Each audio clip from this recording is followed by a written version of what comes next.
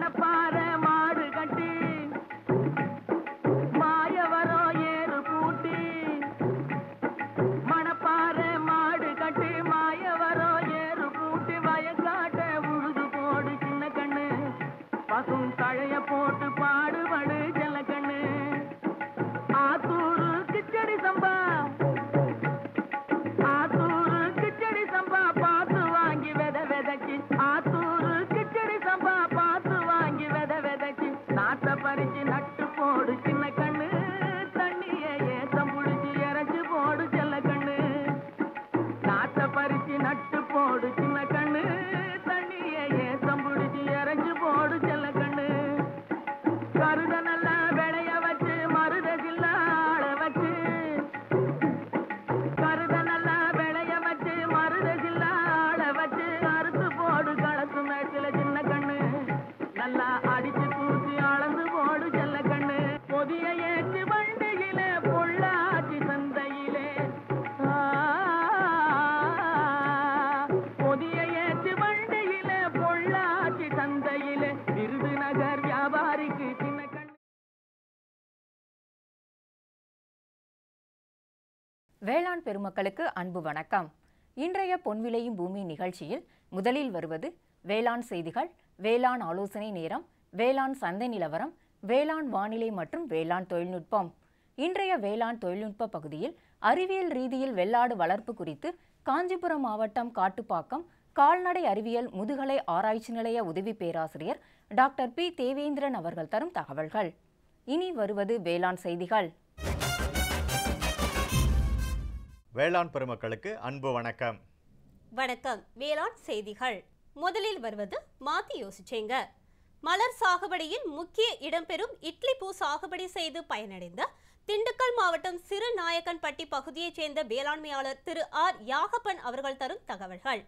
வேளாண் ஆலோசனை நேரத்தில் தஞ்சாவூர், திருவாரூர், கரூர், திருச்சி, பெரம்பலூர், அரியலூர், நாகப்பட்டினம் ஆகிய மாவட்டங்களுக்கான வேளாண் ஆலோசனை மற்றும் இன்றைய தாவர பகுதியில் பாகற்காய்.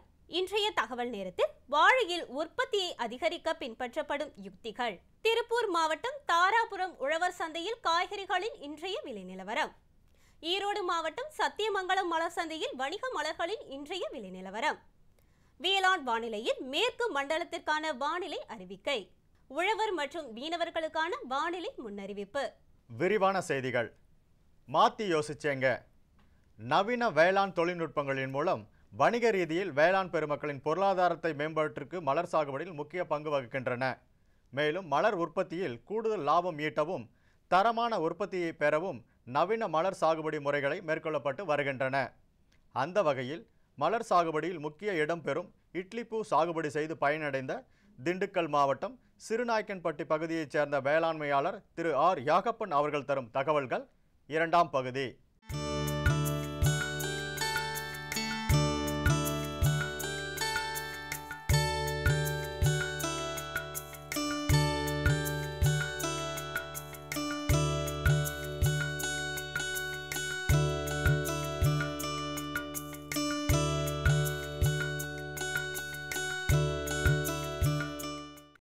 இப்போ இந்த பூ இருக்குது இல்லைங்களா? ஆமாம் சார். இந்த பூவுக்கு நீங்கள் நீர் பாய்ச்சுறது எந்த முறையில் கையாளுறீங்க? அங்கே தண்ணி வசதி மழை வறட்சி, மழை இல்லாதனால கிணறுலையும் தண்ணி இல்லை. அதனால் இப்போ போர் போட்டு இப்போ சொட்டு நீர் மூலியமாக தான் அதுக்கு தண்ணி விடுறோம். அது எத்தனை நாளைக்கு ஒரு முறை தண்ணி விடுவீங்க? 3 நாளைக்கு ஒரு தடவை விடுறோம் சார். சொட்டு நீர் பாசனம் தான். சொட்டு நீர் பாசனம் தான். கிணறு தண்ணியில் விட்டாக்க பாய்ச்ச முடியாது போல காடு. அதனால் நாங்கள் இப்போ ஒரு 10 சென்ட் செய்கிற விவசாயத்தில் இப்போ சொட்டு நீர் போட்டதுனால 2 ஏக்கர் விவசாயம் செஞ்சுருக்குறோம்.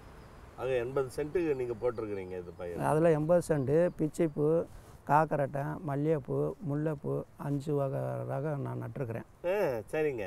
ஏன்னாக்கா அது எதுனால நட்டேனாக்கா வேலை செய்கிறவங்களுக்கு மெயின்டெனன்ஸ்க்காக. இப்போ சில பருவத்தில் தான் மல்லிகைப்பூ வரும், அது மாறினுச்சுக்கும் முல்லைப்பூ, சாதிப்பூ வரும். அதுக்கு பிற்பாடு காக்கரட்டை வரும் மழை காலத்தில். இப்போ அவங்களுக்கு மெயின்டெனன்ஸு வேலையாளர்களுக்கு மெயின்டெனன்ஸுக்கு சம்பளம் கொடுக்கணும்ல, அதுக்காக அதை நான் மாறி அந்தந்த பருவத்துக்கு மாறினாக்கா அப்போ அது அவங்களுக்கு ரெகுலராக வேலை கிடைச்சிக்கிட்டு இருக்கும். வேலையும் கிடைக்கும், ஒரு 5-6 பேர். அதான் எனக்கு ஒரு திருப்தி, மனசாந்தி. அவங்களுக்கு வேலையும் கொடுக்குறேன், இதே இது வந்து அவங்களுக்கு சம்பளமும் கொடுக்குறேன். இதில் கேவிகேனுடைய பங்களிப்பு உங்களுக்கு எப்படிங்க இருக்கு? அவங்க கொடுத்த டயரன்ஸ் எல்லாம் தான் நான் 5 வகை பூவை நட்டுருக்குறேன். 5 வகை பூ நட்டிங்க. ஊடு பயிராக வேறு என்ன? வரப்பு சுற்றிலும் ஏதோ மரங்கள் மாதிரி தெரியுது. வாழை மரம், இந்த இது காய மரமும் பீனாத்தி மரமும் அந்த ஓரத்துலேயே நட்டுருக்குறோம். சாறு கொடுத்தாரு. அப்புறம் 2வது ஆட்டுக்காக அகத்தி. உங்களுக்கு கேணி பாசனமா ஆற்று பாசனமுங்களா? கேணி பாசனமும் போயிருந்தேன். ஆற்று இது போர் போட்டிங்க? போர் போட்டு போர் பாசனம். அதில் சொட்டு நீரில் தான் இப்போ இந்த அது மாதிரி இந்த பகுதியில் வந்துட்டு எத்தனை அடிக்குங்க உங்களுக்கு போர் போட்ட தண்ணி வருதுங்க? 1000-1200 அடிக்கு மேலே போடணும் சார். இப்போ எனது 1300 அடி போட்டு தான் இப்போ அந்த தண்ணி விடுறேன். 1300 அடி கீழே போயிடுச்சுங்களா? ஆமாம் சார். இந்த அதில் போட்டு அந்த டேங்கில் தண்ணி தொட்டி அதில் போரில் நைட்டும் பகலும் கரண்ட் இருக்கும்போது போட்டு அது வழியாக சொட்டு நீர் வழியாக எல்லா வயலுக்கும் போகுது. இப்போ அந்த தண்ணி வந்து ஒரே ஒரு 10 சென்ட் கூட பாயாது. இப்போ சொட்டு நீர்னால 2 ஏக்கர் எல்லாம் நட்டு எல்லா வகை பூவும் நட்டுருக்குறேன். இப்போ அந்த அளவுக்கு தண்ணீர் சிக்கனமாக பயன்படுத்தினா ஈல்டு தருதுங்களா? பயன் தருதா? தருது சார், நல்லா இருக்குது. இப்போ இந்த மாதிரி ஒரு அற்புதமான திட்டம் நீங்கள் மற்ற இடங்களுக்கெல்லாம் நீங்கள் உங்களுடைய உதவி தேவைப்பட்டதுன்னா அவங்க கேட்டாக்கும் கொடுக்குறோம். உங்கள் உதவி செய்யும், உங்கள் ஆலோசனை எல்லாம் தேவைப்படுமே. நீங்கள் இந்த மாதிரி பதியம் போட்டு நீங்கள் ஏதாவது கொடுக்குற மாதிரி மற்ற இடங்களுக்கு கொடுக்குற மாதிரின்னா ஒரு ஆலோசனை உண்டுங்களா? செய்கிறோம் சார், கேட்டால் செய்கிறோம். இதில் கவாத்து எடுக்கிற முறையெல்லாம் இருக்குதுங்களா? இது கவாத்து முறை இருக்குது, இந்த செடிக்கு கவாத்து முறை இல்லை. சரிங்க. வேறு என்ன தான் பண்ணுறீங்க பாதுகாப்புக்கு? அது பாதுகாப்பாக வளரணும், நல்லா செழிப்பாக வளரணும், இன்னும் கொஞ்சம் உங்களுக்கு வந்துட்டு லாபகரமாக களை எடுப்போம். களை எடுத்து சுத்தம் பண்ணி சுற்றி வேலி போட்டு ஆடு மாடு நுழையாமல் அந்த இதுதான். வேறு ஒன்றும் பாதுகாப்பு இருக்குது. பாதுகாப்பு அதிகம் தேவையில்லை. தேவையில்லை. அது பாட்டுக்கு தர காட்டு கள்ளி மாதிரி காட்டு செடி மாதிரி அது பாட்டு வளரும். ஆனால் இது பயனுள்ளது, மருத்துவ குணம் உள்ளது. மருத்துவ குணம் உள்ளது. மார்க்கெட்டில் நல்லா விலை போகும். நல்ல விலை போகும். மழை காலத்தில் இந்த பனி காலத்துலலாம் இது தாங்கிக்கூடிய சக்தி இருக்குது. மற்ற பூக்களுக்கு தாங்கிக்கூடிய சக்தி இல்லை. ஆக எல்லா சீதன நிலைக்கும் உங்களுக்கு பயனளிக்குது. ரொம்ப நன்றி. நன்றி.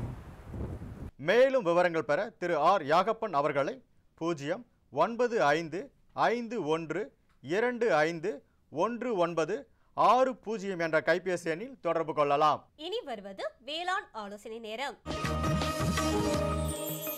இன்றைய வேளாண் ஆலோசனை நேரத்தில் திருச்சி, திருவாரூர், தஞ்சாவூர், கரூர், பெரம்பலூர், அரியலூர் மற்றும் நாகப்பட்டினம் ஆகிய மாவட்டங்களுக்கான வேளாண் ஆலோசனை. தஞ்சாவூர், திருவாரூர், திருச்சி, கரூர், பெரம்பலூர், அரியலூர் மற்றும் நாகப்பட்டினம் ஆகிய மாவட்ட வேளாண்மையாளர்களுக்கு நிலவும் பருவநிலைகளால் புறக்கடையில் வளர்க்கப்படும் கோழிகளுக்கு வெள்ளை கழிச்சல் நோய் தடுப்பூசி அளித்தல் வேண்டும். மழையில்லாத நாட்களில் நிலக்கடலை விதைத்த 40 முதல் 45ஆம் நாள் ஹெக்டேருக்கு 400 கிலோ ஜிப்சம் இட வேண்டும். நெற்பயிர் நடவு செய்த 3 முதல் 5 நாட்களுக்குள் பூட்டாக்ளோர் 50 EC 1 லிட்டர் களைக்கொல்லியை தண்ணீரில் கலந்து தெளிக்கலாம். நெல் குருவையில் குருத்துப்பூச்சியின் தாக்குதல் தென்பட வாய்ப்புள்ளது. இதனை கட்டுப்படுத்த 1 ஏக்கருக்கு புரோஃபெனோபாஸ் 50 EC 400 மில்லிலிட்டர் மருந்தினை 200 லிட்டர் தண்ணீரில் கலந்து தெளித்தல் வேண்டும். தொடரும் வேளாண் ஆலோசனை நேரத்தில் இன்றைய தாவர பகுதியில் பாகற்காய். பாகற்காயின் சாகுபடி குறிப்புகளை காண்போம். பயிரிட ஏற்ற பருவம் மற்றும் ரகங்கள். ஜூலை மற்றும் ஜனவரி மாதங்களில் பயிரிடலாம். கோ 1, MTU 1, ஹர்கா ஹரித், பிரியா பிரித்தி மற்றும் கோ PGH 1 பயிரிட ஏற்ற ரகங்கள் ஆகும். மண் மற்றும் தட்பவெப்பநிலை. மிதமான வெப்பநிலை இப்பயிருக்கு ஏற்றது. மண்ணின் கார அமிலத்தன்மை 6.5 முதல் 7.5 இருத்தல் வேண்டும். இடைவெளி 2.5 மீட்டருக்கு 2 மீட்டர் இடைவெளியில் குழிகளை தோண்ட வேண்டும். உர மேலாண்மை. 1 ஹெக்டேருக்கு 200 கிலோ தழைச்சத்து, 100 கிலோ மணிச்சத்து மற்றும் 100 கிலோ சாம்பல் சத்து இட வேண்டும். விதை அளவு. 1 ஹெக்டேருக்கு 4 முதல் 5 கிலோ விதைகள் தேவைப்படும். அறுவடை. விதைத்த 60 முதல் 65வது நாட்களில் முதல் அறுவடை செய்யலாம். பின்பு 7 நாட்களுக்கு ஒரு முறை அறுவடையை மேற்கொள்ளலாம். மகசூல். ஹெக்டேருக்கு 14 டன்கள் மகசூலை பெறலாம். மேலும் விவரங்கள் பெற www.agritech.tnau.ac.in என்ற இணையதளத்தை பார்க்கவும். இனி வருவது தகவல் நேரம். இன்றைய தகவல் நேரத்தில் வாழையில் உற்பத்தியை அதிகரிக்க பின்பற்றப்படும் யுக்திகள். வாழை வெப்பமண்டல பகுதிகளில் பயிரிடப்படும் அதிக ஊட்டச்சத்துக்கள் நிறைந்த பயிராகும். தமிழ்நாட்டில் மட்டும் சுமார் 118,000 ஹெக்டேர் பரப்பளவில் வாழை பயிரிடப்படுகிறது. வாழையில் அதிக உற்பத்தி பெற பின்பற்ற வேண்டிய வழிமுறைகளை காண்போம். தரையோடு கன்றுகளை வெட்டிவிடுதல். அறுவடைக்கு பின்பு வாழை மரத்தின் அடிபாகத்தில் சுமார் 6 சென்டிமீட்டர் வரை விட்டு வெட்டிவிட வேண்டும். இதனால் தாய் கன்றுகளுக்கு ஊட்டச்சத்துக்கள் செல்வது தடுக்கப்பட்டு பக்க கன்றுகளின் வளர்ச்சி தூண்டப்படும். ஆண் மலர் நீக்கம். கடைசி பூ வெளிவந்து 1 வாரம் கழித்து பூங்கொத்துக்களை அகற்றிவிட வேண்டும். இதனால் காய்கள் விரைவில் முதிர்ச்சி அடைவதோடு காய்களின் பருமனும் அதிகரிக்கும். வாழைத்தார்களுக்கு உரையிடுதல். வாழைத்தார்களை வாழை இலைகளை கொண்டு மூடுவதன் மூலம் காய் அழுகல் நோயை கட்டுப்படுத்தலாம். இச்செயல்முறையை கோடை காலங்களும் பின்பற்றுதல் அவசியம். வளர்ச்சி ஊக்கிகளை தெளித்தல். வாழைக்காய்களின் பருமனை அதிகரிக்க 2.4D எனும் வளர்ச்சி ஊக்கியை பூவின் கடைசி மடல் விரிந்ததும் தெளித்தல் வேண்டும். காய்பிடிப்பு தன்மையை அதிகரிக்க சைட்டோசைம் என்ற வளர்ச்சி ஊக்கியை 180 மில்லியை 180 லிட்டர் தண்ணீரில் கலந்து தெளித்தல் வேண்டும். மேற்கூறிய ஆலோசனைகளை பின்பற்றி வாழையில் உற்பத்தியை அதிகரிக்குமாறு கேட்டுக்கொள்ளப்படுகிறது. விளம்பர இடைவேளைக்கு பிறகு வேளாண் செய்திகள் தொடரும்.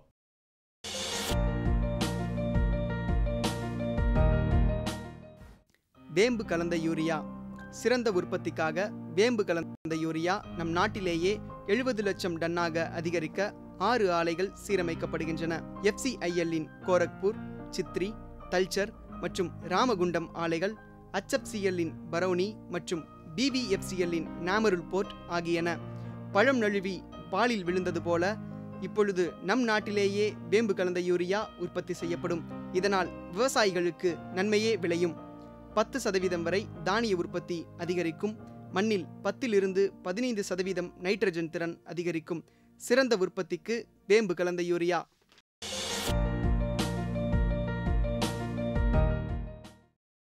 இனி வருவது வேளாண் சந்தை. இன்றைய வேளாண் சந்தையில் திருப்பூர் தாராபுரம் உழவர் சந்தையில் காய்கறிகளின் இன்றைய விலை நிலவரம். கத்திரிக்காய் 1 கிலோ 45 ரூபாய்க்கும், வெண்டைக்காய் 1 கிலோ 52 ரூபாய்க்கும், அவரைக்காய் 1 கிலோ 52 ரூபாய்க்கும், புடலங்காய் 1 கிலோ 30 ரூபாய்க்கும், சுரைக்காய் 1 கிலோ 12 ரூபாய்க்கும், பாகற்காய் 1 கிலோ 40 ரூபாய்க்கும், பீர்க்கங்காய் 1 கிலோ 35 ரூபாய்க்கும், மாங்காய் 1 கிலோ 35 ரூபாய்க்கும், முருங்கைக்காய் 1 கிலோ 32 ரூபாய்க்கும், கொத்தவரை 30 ரூபாய்க்கும், சின்ன வெங்காயம் 1 கிலோ 85 ரூபாய்க்கும், பெரிய வெங்காயம் 1 கிலோ 17 ரூபாய்க்கும், பச்சை மிளகாய் 1 கிலோ 70 ரூபாய்க்கும், தக்காளி 1 கிலோ 57 ரூபாய்க்கும், இஞ்சி 1 கிலோ 65 ரூபாய்க்கும், பரங்கிக்காய் 1 கிலோ 22 ரூபாய்க்கும், பூசணிக்காய் 1 கிலோ 13 ரூபாய்க்கும், முள்ளங்கி 1 கிலோ 32 ரூபாய்க்கும், பீன்ஸ் 1 கிலோ 65 ரூபாய்க்கும், கேரட் 1 கிலோ 64 ரூபாய்க்கும், பீட்ரூட் 1 கிலோ 40 ரூபாய்க்கும், முட்டைக்கோஸ் 1 கிலோ 18 ரூபாய்க்கும், சௌச்சௌ 1 கிலோ 25 ரூபாய்க்கும், கீரைகள் கட்டு 1 3 ரூபாய்க்கும், கருவேப்பிலை கட்டு 1 5 ரூபாய்க்கும், கொத்தமல்லி கட்டு 1 12 ரூபாய்க்கும், புதினா கட்டு 1 8 ரூபாய்க்கும் விற்பனை செய்யப்பட்டது. தொடரும் வேளாண் சந்தையில் ஈரோடு மாவட்டம் சத்தியமங்கலம் மலர் சந்தையில் வணிக மலர்களின் இன்றைய விலை நிலவரம். கத்திரி ரோஸ் 20 பூக்கள் கொண்ட பாக்கெட்டின் விலை 60 ரூபாய்க்கும், மல்லிகை 1 கிலோ 200 ரூபாய்க்கும், முல்லை 1 கிலோ 200 ரூபாய்க்கும், கனகாம்பரம் 1 கிலோ 450 ரூபாய்க்கும், செண்டுமல்லி 1 கிலோ 30 ரூபாய்க்கும், பட்டன் ரோஸ் 1 கிலோ 160 ரூபாய்க்கும், துளசி 1 கிலோ 60 ரூபாய்க்கும், சம்பங்கி 1 கிலோ 70 ரூபாய்க்கும், அரளி 1 கிலோ 110 ரூபாய்க்கும், காக்கடா 1 கிலோ 250 ரூபாய்க்கும், கோழிக்கொண்டைப்பூ 1 கிலோ 80 ரூபாய்க்கும் விற்பனை செய்யப்பட்டது. இனி வருவது வேளாண் வானிலை.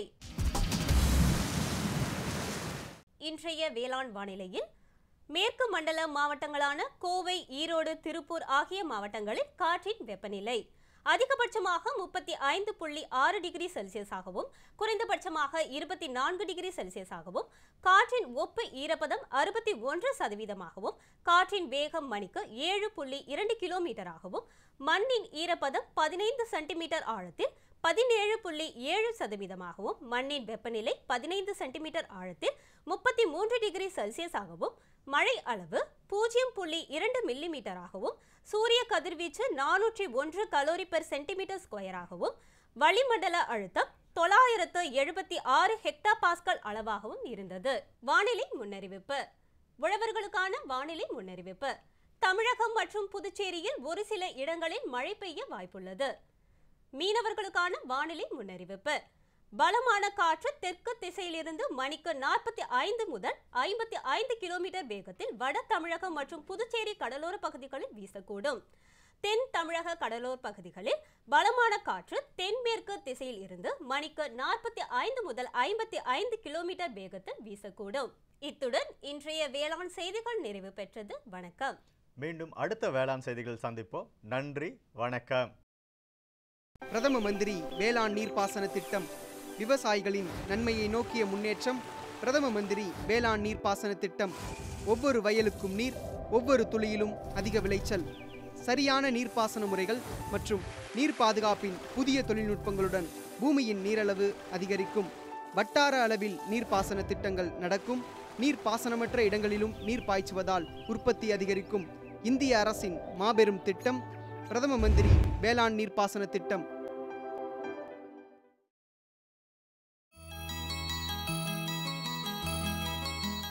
வெள்ளாடு வளர்ப்பு கிராமப்புற மக்களிடையே தொன்று தொட்டு மேற்கொள்ளப்பட்டு வரும் வேளாண் தொழிலாகும். மேலும் இவைகள் எளிதில் சந்தைப்படுத்தப்படுவதாலும் கூடுதல் லாபத்தை பெற்றுத்தருவதாலும் வெள்ளாடுகள் ஏழைகளின் பசு என்று அழைக்கப்படுகின்றன. அந்த வகையில் அறிவியல் ரீதியில் வெள்ளாடு வளர்ப்பு குறித்து காஞ்சிபுரம் மாவட்டம் காட்டுப்பாக்கம் கால்நடை அறிவியல் முதுகலை ஆராய்ச்சி நிலைய உதவி பேராசிரியர் டாக்டர் பி தேவேந்திரன் அவர்கள் தரும் தகவல்கள்.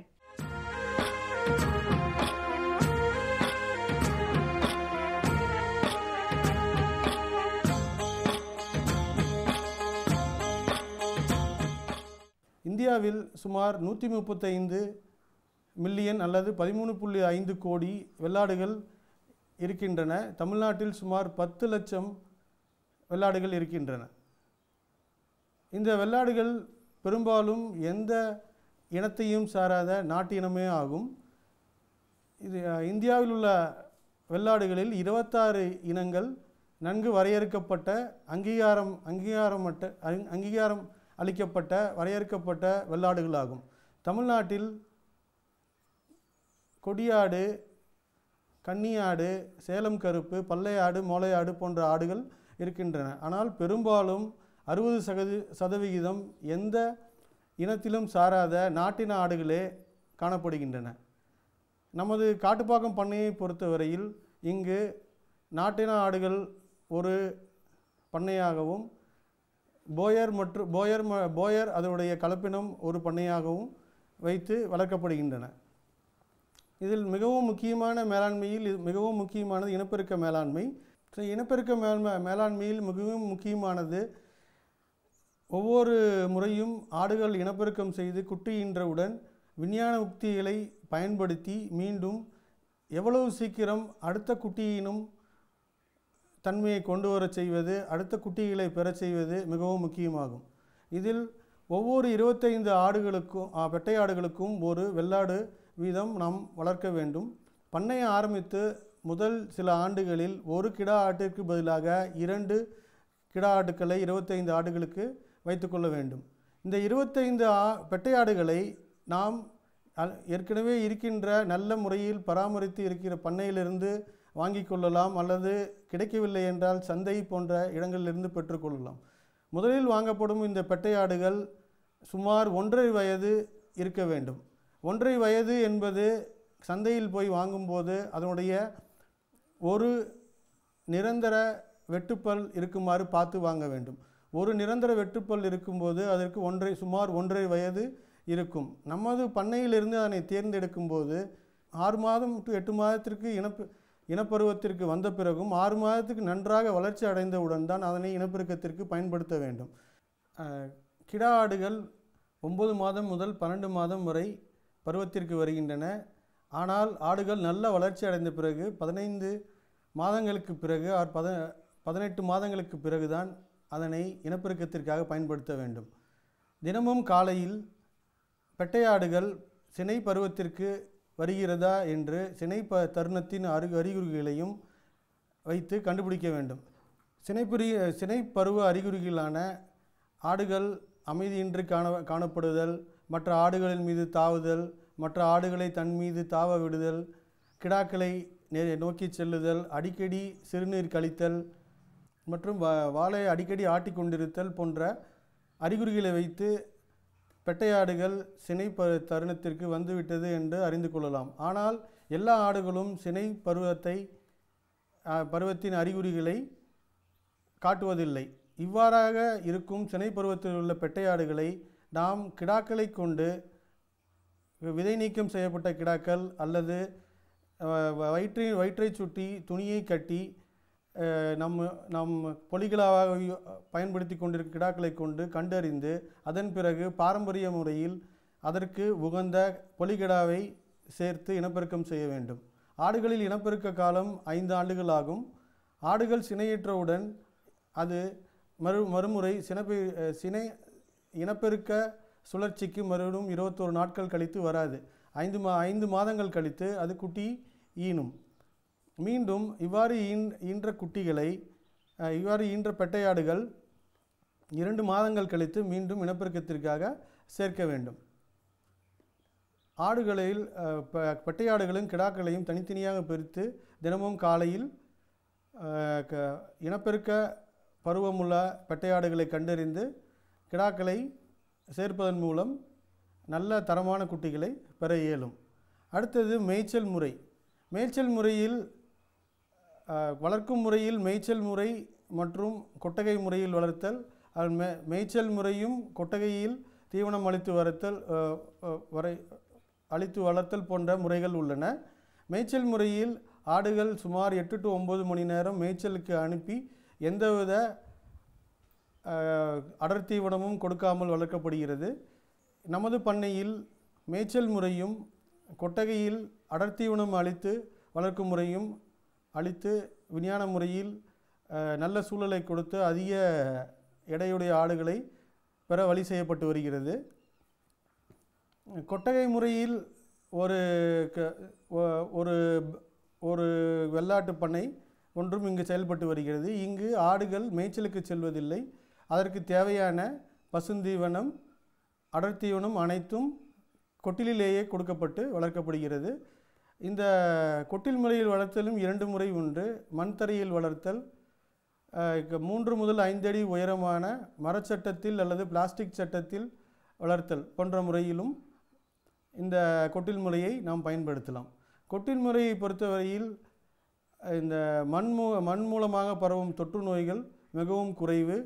அது மிகவும் ரொம்ப ஸ்பெசிஃபிக்காக சொல்லப்போனால் இந்த காக்சிடியோசிஸ்னு ஒரு டிசீஸ் இந்த கொட்டில் முறையில் எலிவேட்டட் ஷெட்னு சொல்கிற நம்ம பரண்மேல் ஆடு வளர்த்தல் அல்லது மரச்சட்டத்தில் ஆடு வளர்த்தலில் மிக குறைவாக உள்ளது.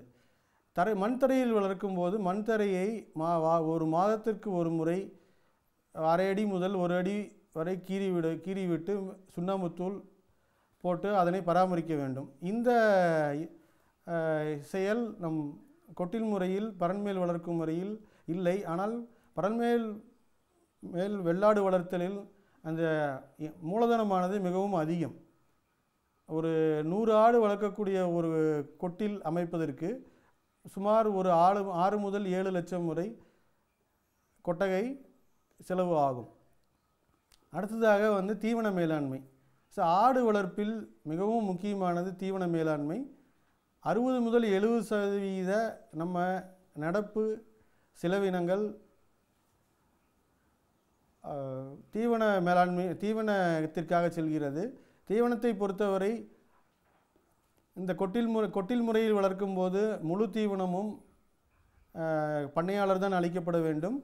மேய்ச்சலுக்கு சென்று ஒரு 4-5 மணி நேரம் மேய்ச்சலுக்கு சென்று திரும்ப ஆடுகள் பண்ணைக்கு வரும்போது ஒவ்வொரு ஆட்டுக்கும் அடர்த்தீவனம் மட்டும் கொடுத்தால் போதுமானது. கொட்டில் முறையில் வளர்க்கும் போது அடர்த்தீவனம் மட்டுமல்லாமல் பசுந்தீவனமும் அளிக்கப்பட வேண்டும். 30 கிலோ உடைய எடையுள்ள ஒரு ஆட்டுக்கு ஒரு நாளைக்கு சுமார் 3 முதல் 4 கிலோ பசுந்தீவனமும் 200 கிராமிலிருந்து 250 கிராம் அடர்த்தீவனமும் கொடுக்க வேண்டும்.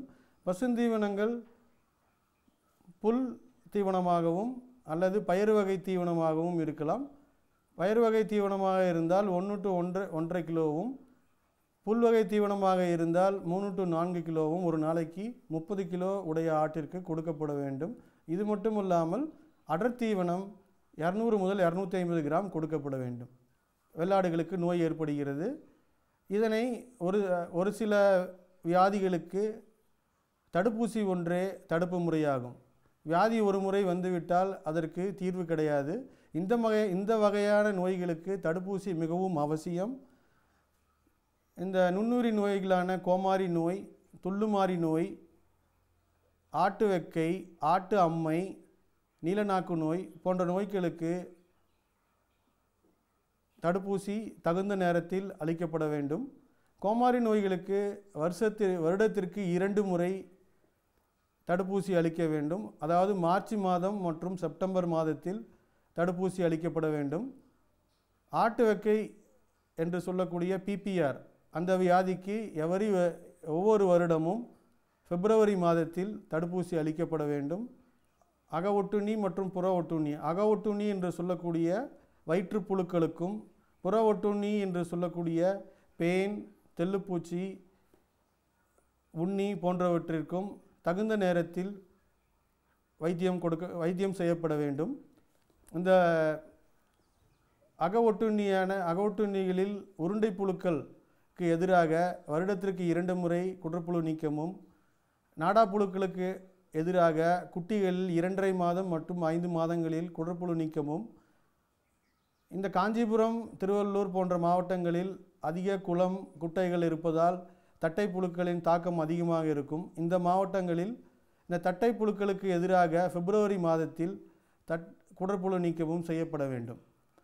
இது இல்லாமல் புற ஒட்டுண்ணிகளான பேன், தெள்ளுப்பூச்சி, உண்ணிகளுக்கு எதிராக மருந்து தெளிக்க வேண்டும். அது 6 மாதத்திற்கு ஒரு முறை மருந்து தெளிக்க வேண்டும். பிப்ரவரி மற்றும் அக்டோபர் மாதங்களில் இந்த மருந்து தெளிக்கப்பட வேண்டும். இந்த மாதிரியான விஞ்ஞான உக்திகள், இனப்பெருக்க முறை, குட்டிகள் பராமரிப்பு, தீவன மேலாண்மை, நோய் தடுப்பு மேலாண்மை ஆகியவற்றின் மூலம் கடைபிடிப்பதன் மூலம் அதிக குட்டிகளையும் அதிக லாபத்தையும் பெற முடியும். மேலும் விவரங்கள் பெற டாக்டர் பி. தேவேந்திரன் அவர்களை 09043001511 என்ற கைபேசி எண்ணில் தொடர்பு கொள்ளலாம். சரிங்க சரிங்க. இவ்ளோ நேரம் சிரிச்சு யார்கிட்ட பேசிட்டு இருந்தீங்க? விவசாயிகள் கால் சென்டர் நிபுணர்கிட்ட பயிர்கள் பத்தின யோசனை கேட்டுட்டு இருந்தேன். காலையில சரி, மதியானம் கூடவா? விவசாயிகள் கால் சென்டர் காலையில 6 மணில இருந்து ராத்திரி 10 மணி வரை திறந்திருக்கும். ஞாயிற்றுக்கிழமை கூடவா? ஆமா, வருஷத்துல 365 நாளும் திறந்திருக்கும். விவசாயம் சம்பந்தப்பட்ட பிரச்சனைகளுக்கு தங்கள் மொழியில் உடனே தீர்வு பெற இந்தியாவில் எங்கிருந்தும் எந்த போன் மூலமும் தேசிய ஹெல்ப்லைன் நம்பர் 1800-180-1551 தொடர்பு கொள்ளவும். 24/7/2017 திங்கட்கிழமை அன்று பொன்விளையும் பூமி நிகழ்ச்சியில் மாத்தி யோசிச்சிங்க பகுதியில் இயற்கை பண்ணையம் செய்து பயனடைந்த சிவகங்கை மாவட்டம் இளையாங்குடி வடக்கு சாலை கிராமத்தை சார்ந்த வேளாண்மையாளர் திரு எஸ். ராஜேஷ் கண்ணன் அவர்கள் தரும் தகவல்கள். வேளாண் ஆலோசனை நேரத்தில் கன்னியாகுமரி, தூத்துக்குடி, விருதுநகர், திருநெல்வேலி மாவட்டங்களுக்கான வேளாண் ஆலோசனை மற்றும் தாவர பகுதியில் சோயா மொச்சை, வேளாண் தொழில்நுட்ப பகுதியில் நாட்டுக்கோழிகளில் நோய் தடுப்பு முறைகள் குறித்து சிவகங்கை மாவட்டம் குன்றக்குடி வேளாண் அறிவியல் நிலைய உதவி பேராசிரியர் டாக்டர் வி. குமரவேல் அவர்கள் தரும் தகவல்கள் ஆகியன இடம்பெறும். மீண்டும் அடுத்த பொன்விளையும் பூமி நிகழ்ச்சியில் சந்திப்போம். நன்றி, வணக்கம்.